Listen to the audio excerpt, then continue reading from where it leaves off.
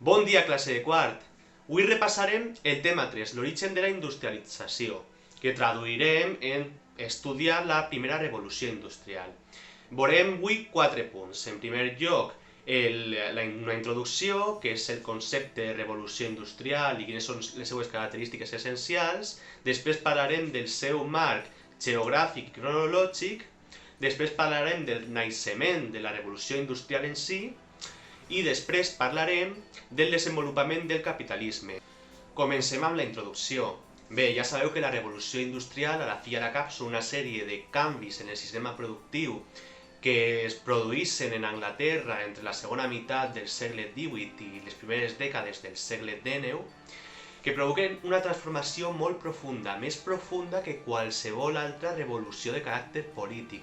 És més, la comparem solament amb la revolució neolítica per les seues transformacions tan profundes i de llarga durada que produïssin, no? Canvien la nostra forma de relacionar-nos, canvien la nostra forma de produir i consumir béns, i canvien la nostra forma de percebre el món, de tindre una visió de la realitat. Com ja he dit, els canvis es produïssin per primera vegada a Anglaterra, però es replicaran successivament als altres països del món. N'hi ha 3 transformacions essencials.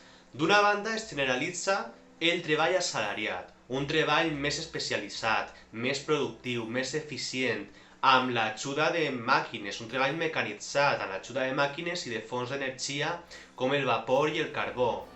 D'altra banda, sorgeixen els mercats. Els mercats no són altra cosa que a la fi i a la cap la necessitat, o es crea la necessitat en territoris o en grups de població de consumir els béns industrials que es produïssin. Es creen aquestes necessitats en la població. I, per altra banda, sorgeixen 2 classes socials, o evolucionen 2 classes socials. Està la burgesia, que són els propietaris dels mitjans de producció i de les matèries primeres, i d'altra banda estan els proletaris. Els proletaris no tenen res. Els proletaris es veuen obligats a vendre o a posar a disposició de la burgesia la seva força de treball, la seva capacitat per a treballar en la indústria durant certes hores al dia, i reben a canvi un salari. És a dir, es generalitza una nova forma de relacionar-se en el camp laboral, en el camp del treball, en el camp de la producció. Anglaterra és l'estat que té les condicions ideals per a la revolució industrial. Quines condicions són aquestes? En primer lloc tenim el sistema polític, el parlamentarisme, que facilita la introducció de reformes legals en aquest sentit. En segon lloc tenim la seva situació geoestratègica. Des de les guerres que van de 1793 a 1815, Anglaterra no té competidors en el camp naval, és la senyora dels mars, i ja té enclaus estratègics, enclaus comercials a Àfrica i Àsia, el que després serà el seu gran imperi colonial.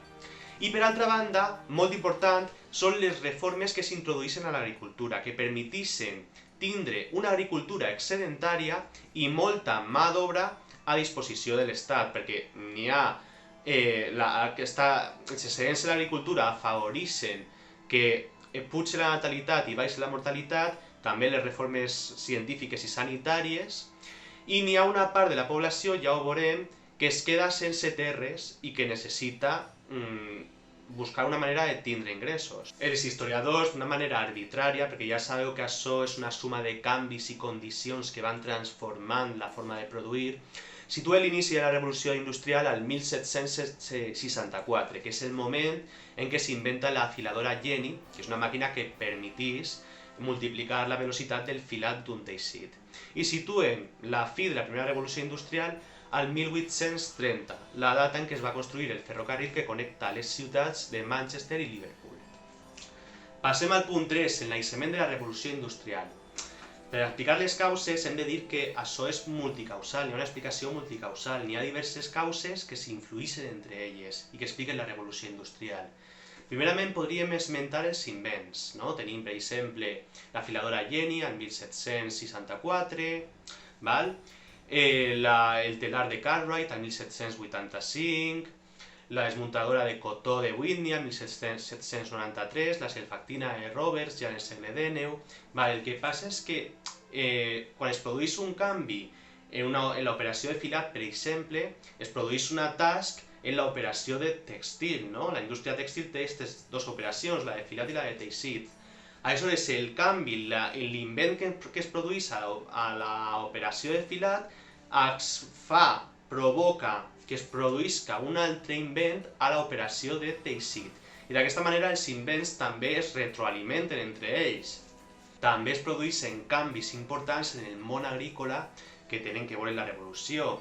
Es produeixen les lleis de cercaments que obliguen a tots els propietaris a cercar les seues propietats, a posar barreres en les seues propietats.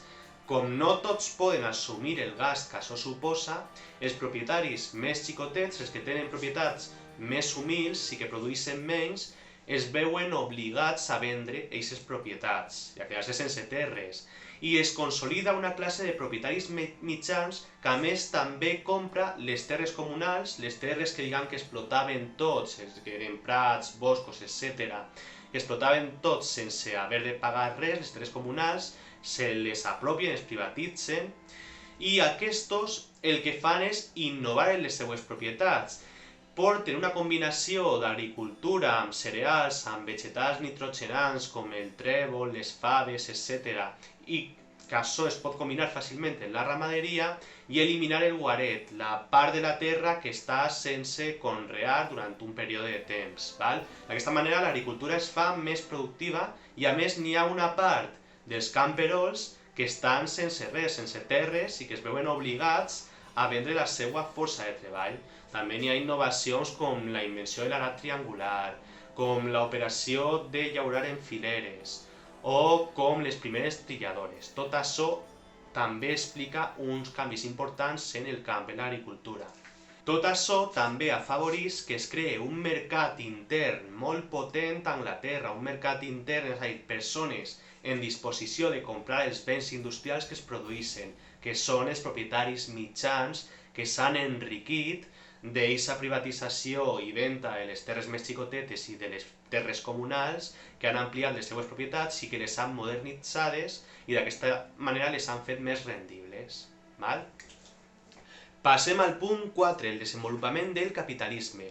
Probablement el signe més visible siga la creació d'indústries, no? La indústria que sabem que va capitanejar la revolució va ser la indústria tèxtil, que sobretot es va ubicar als Midlands d'Anglaterra, més o menys al nord, no? I que té que veure amb la matèria primera del cotó i amb aquestes innovacions les quals hem esmentat abans. També tenen importància la indústria del carbó i la indústria de la fabricació de ferro, la siderúrgia.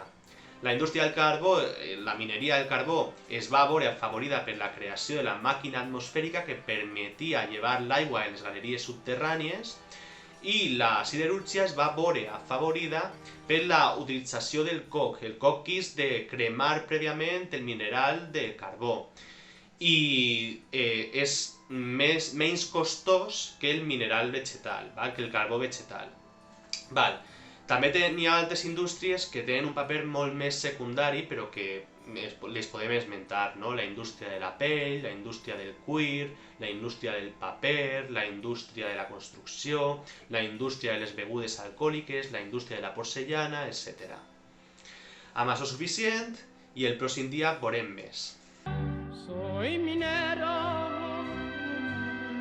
y templé mi corazón con pico y barrena. Soy minero y con caña, vino y ron me quito las penas.